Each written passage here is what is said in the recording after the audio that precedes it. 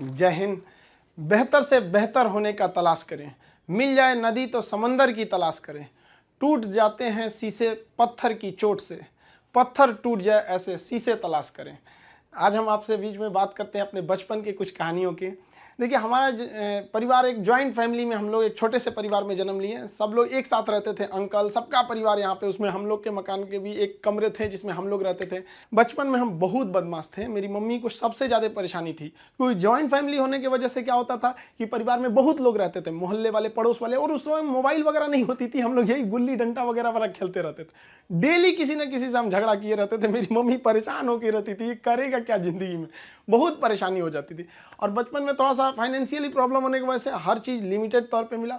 School हम एक normal से स्कूल में गए, और पेंसिल वगैरह तक का भी बचपन में हिसाब मिलता था। पेंसिल खरीद के आती थी, उसमें से आधा काट के आधा तुम लो आधा तुम लो, तुम्हारा पहले कैसे खत्म हो गया, तुम्हारा ज़्यादा कैसे चला।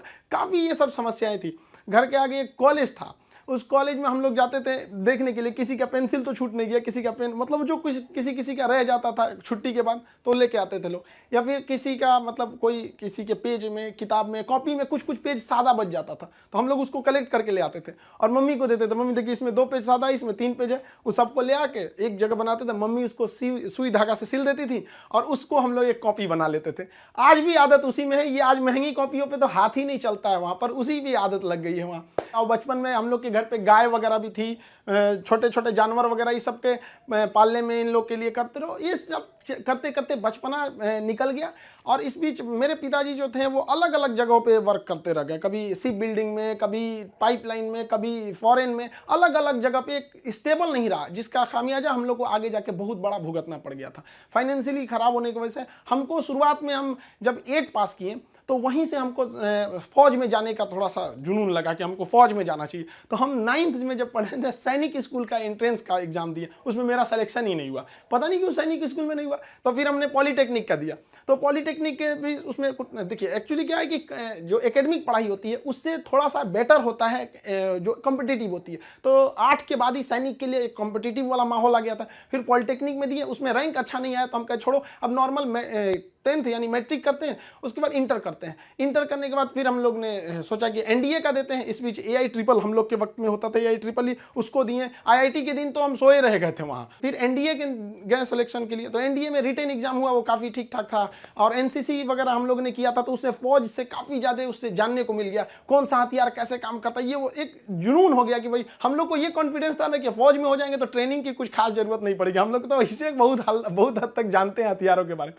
सब होने के बाद वहाँ पे क्या होता है कि ये सिलेक्शन काफ़ी प्रोसीजर काफ़ी कॉम्प्लेक्स होता है। वहाँ मेडिकल जांच होती है हर चीज़ का। मेरा हाथ काफ़ी टेढ़ा है, अभी इतना टेढ़ा होने की वजह से दोनों हाथ कि मतलब अब मेडिकली आउट कर दिया जाए। अब मेडिकल आउट होने की वजह से ये सब चीज़ें सही नहीं हो सकती हैं।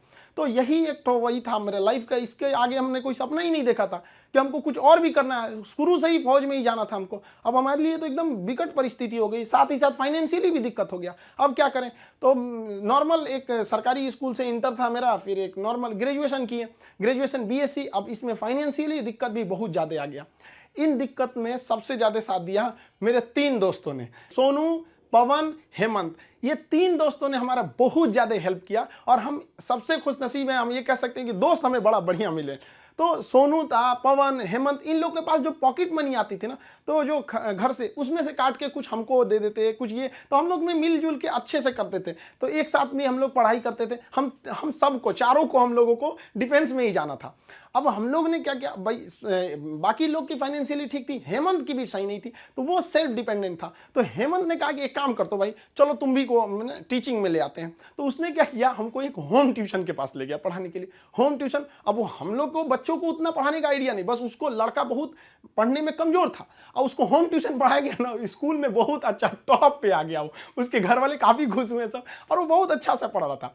इसी बीच उसने कहा कि चलो तुम्हें एक कोचिंग में इंट्रोड्यूस करते हैं। तो एक कोचिंग में गए, वहाँ पे मतलब काफ़ी स्टूडेंट जो थे, मतलब बहुत ज़्यादा नहीं थे, नॉर्मल था कोचिंग वहाँ पे। वहाँ हम गए तो हमको फर्स्ट दिन केवल 6 लड़के मिले, और 6 लड़के में अजीब सा माहौल हो गया। वो हमको, मेरी दाढ़ी उड़ी भी नहीं थी, तो अजीब, उनको लगा कि तो हम ही लोग के बीच का है। तो हम 6 बच्चे को पढ़ाएं, हमको भी खुद एम्बेरस फील हो रहा था कि ये लोग हमको उस तरह से देख क्यों नहीं रहे हैं। अब उसको 6 लड़कों से अगले दिन वो 50 हो गए, फिर 100, 150, इतना तेज बढ़ने लगा।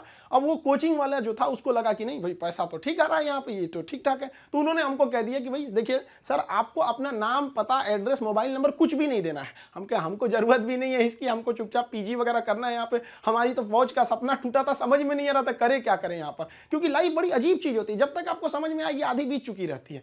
यहाँ लाइफ में क्या होता है, सोचेंगे क्या, बनेंगे क्या, ख्वाहिश कुछ और चीज की रहती है। यही है जिंदगी, सबको इसी के साथ चलना रहता है। तो हमने कहा कोई बात नहीं। उन्होंने कहा कि चलो भाई, हमारा उनको नाम पता था तो टाइटल की वजह से उन्होंने खान नाम दे दिया, खान सर। धीरे धीरे वहां पे पढ़ाते रहे, वहां पे लड़के बहुत हो गए।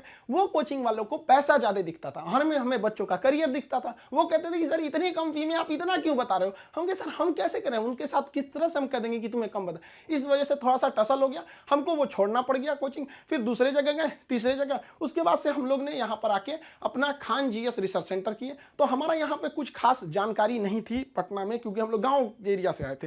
तो यहाँ पे कुछ पार्टनर्स वगैरह को कुछ ढूंढे यहाँ के लोगों को। उन लोगों ने तो सत्यानाश ही कर दिया। उन लोगों ने सारा चीज 6 महीने बाद उन लोगों का फुल प्लानिंग था कि कोचिंग को हड़प लेना है। उन लोगों ने कहा कि बेंच भी मेरा, कुर्सी मेरा, पंखा में, सब कुछ। हम तो परेशान हो गए, मेरे पास कुछ भी नहीं बचा। ये हाल कर दिया लोगों ने कि हमारे जेब में केवल 40 रुपया बचे थे और घर लौटने के लिए 90 रुपये चाहिए था। हम परेशान हो गए, भाई कम से कम 90 तो छोड़ो, घर चले जाएं यार, पे यहाँ पे क्या कर दिए। कोई दिमाग काम नहीं कर रहा था। तो गंगा के किनारे हम बैठे थे शाम के वक्त में, टेंशन में। यहाँ पर सोचे कि अब टेंशन में जाएंगे, अब रूम। तो यहाँ से जब रूम पे गए, वहाँ पे पता चला वो दरवाजा खटखटाए तो कोई खोल ही नहीं रहा था। बड़ा देर बाद खोले तो मुझे कहाँ थे, हम कहे यहीं पे नदी बैठे थे, टेंशन में थे थोड़ा सा। कहे कितना टाइम हो रहा है, हम कहे यही 7-8 बज रहा होगा। तो उन्होंने कहा कि घड़ी देखो। हम देखे रात का 2:30 बज गया था। टेंशन से ना दिमाग काम नहीं कर रहा था, क्या करे क्या नहीं, अजीब सा माहौल हो गया था। अब हमको समझ में आ गया कि भाई हमारे पास केवल 40 बचा है, यानी ऊपर वाला हमको रोक रहा है यहाँ पर किसी ना किसी वजह से, तो हमें रुकना चाहिए। अब फाइनली हमने भी डिसाइड कर लिया कि अब हमको अपने फिर से एक नई शुरुआत करनी है। इस बीच हमको एक अनुभव मिला कि भाई सब पे आप आंख बंद करके भरोसा नहीं कर सकते। अब टीचर और स्टूडेंट का एक रिलेशन भारत में बहुत बेहतरीन है, ये आदिकाल से देखा जाता है। तो हमने क्या किया ना, अब कोचिंग्स में ना स्टूडेंट्स जो थे, बहुत जो पुराने थे, जिनका मान के चलिए कहीं जॉब हो गया, अभी ज्वाइनिंग लेटर का वेट कर रहे हैं ऐसे, तो उन लोगों को रखे कि भाई देखो हम लोग को फिर से शुरुआत करनी है, क्योंकि ऐसे हम लोग छोड़ नहीं सकते हैं। क्योंकि यहाँ पे क्या हो गया कि कोचिंग एक इंडस्ट्री बन चुका है, लोग इसको इनकम सोच रहे हैं। अब हम लोग आंख में इसलिए खटकते थे, हम लोग के लिए पैसे मायने नहीं रखते थे, लड़कों का पढ़ाई मायने रखता था। तो प्रॉब्लम तो सबको हो रही थी, तो हम लोगों को ये शुरुआत करनी थी। अब शुरुआत किए कैसे तैसे, थोड़ा बहुत पैसे से स्टार्ट किए लोग। अब वहां पे क्या है कि जो गरीब है पैसे मत दो भैया, विकलांग हो मत दो, कभी कोई इस तरह से जोर नहीं दिया गया। इस वजह से ही फाइनेंशियल प्रॉब्लम है। अगर अदरवाइज में आदमी पैसे के पीछे पड़ा रहता तो कोई प्रॉब्लम नहीं था। इस बीच हमारे कोचिंग पे बम चल गया, तबातोड़ बम चल रहा है। हमको अजीब सा लग गया कि भाई हम कोचिंग में कि बॉर्डर पे खड़े हैं, हमारा सपना तो नहीं पूरा हो गया, हम फौज में आ गए हैं। दीजिए देख रहे हैं पूरा अफरा तफरी मचा हुआ है बम से।